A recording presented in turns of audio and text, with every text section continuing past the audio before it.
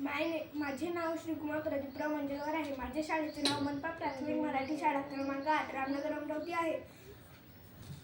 मी आज तुम्हाला कबूतर आणि मुंगीची गोष्ट सांगणार आहे. एक मोठे जंगल होते. त्या जंगलामध्ये कबूतर आणि मुंगी राहत होते.